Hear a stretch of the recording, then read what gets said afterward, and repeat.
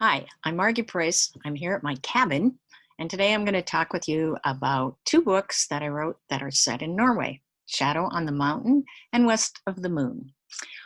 Why did I want to write books set in Norway?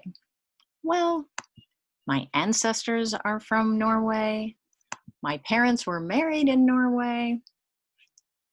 I like Yetoast, and I'm so Norwegian, even my dog is Norwegian. There was also the opportunity, well, I also wanted to go skiing in Norway. That's another thing. And I'd longed to do that for some time. And at the same time the skiing was good, I also had the opportunity to interview Erling Storeston, who became the protagonist or the inspiration for the protagonist of Espen in my book, Shadow on the Mountain. He got involved in the resistance in Norway during World War II when Norway was occupied by Nazi Germany. And he started out by, he was a courier delivering messages. This is him and his sister during that time. He started out by delivering coded messages on bicycle and skis. He was eventually made a spy. He was still a teenager at the time. And eventually has to escape to Sweden over the mountains on skis, a journey that took 5 nights of skiing. He had to ski at night because he was being pursued.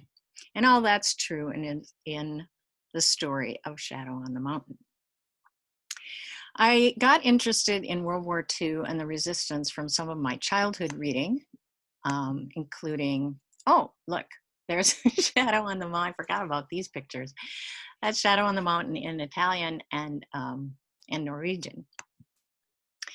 This was one of my favorite books when I was a kid, Snow Treasure by Mcswiggen, which tells the story of how the kids in Norway smuggled the gold out of the country. You can probably guess how they did it. And my son also really got into reading Skis Against the Atom when he was about my readership's age, which was made into the classic film, The Heroes of Telemark, which our family wore that VHS tape right out watching the high-speed cross-country ski chase, probably the only one in any movie at any time.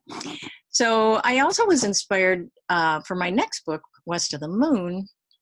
I was also inspired by my childhood reading, in particular, Pippi Longstockings. She, her spunk and resilience and resourcefulness and independence was one of the inspirations for my protagonist, Astrid. Now also, Scandinavian folk and fairy tales, especially the Norwegian ones, of course, have lots of very spunky and independent and resilient and resourceful girls. They often rescue the boys, or they rescue themselves. And even if the boy comes to rescue them, often it's the princess captured by the troll who has to tell the boy how to go about rescuing. She says, now you're going to have to take that flask on the wall and you're going to have to drink from it, and then you'll be strong enough to wield that sword. And when the troll comes in, you stand here and you chop off all its heads. So the girl is not exactly a little bystander in these stories.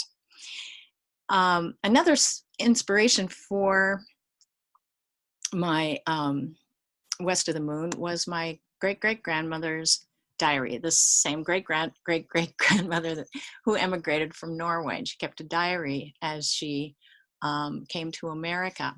And what I discovered in the diary was that same spirit of independence and a streak of kind of stand up for myself energy and resilience and resourcefulness and all those things that I liked about the fairy tale girls. And it made me wonder, were Norwegian girls like that because the stories that they knew were about girls who really did stand up for themselves and took care of themselves?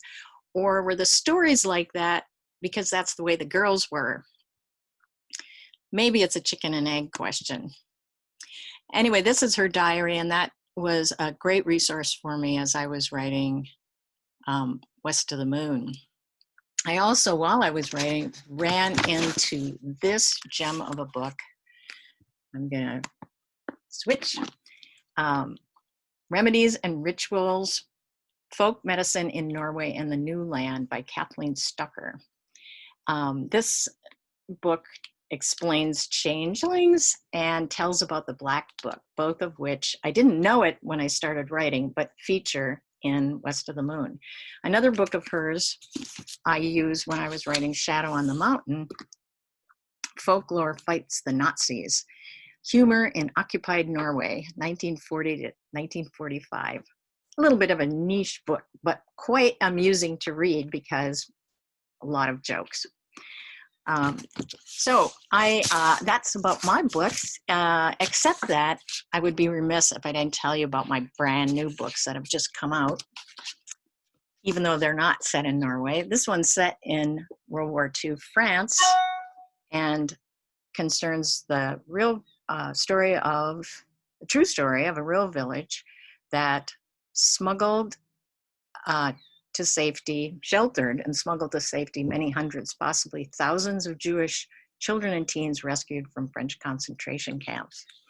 And The Littlest Voyageur, in which a red squirrel stows away in a voyageur canoe and mayhem ensues.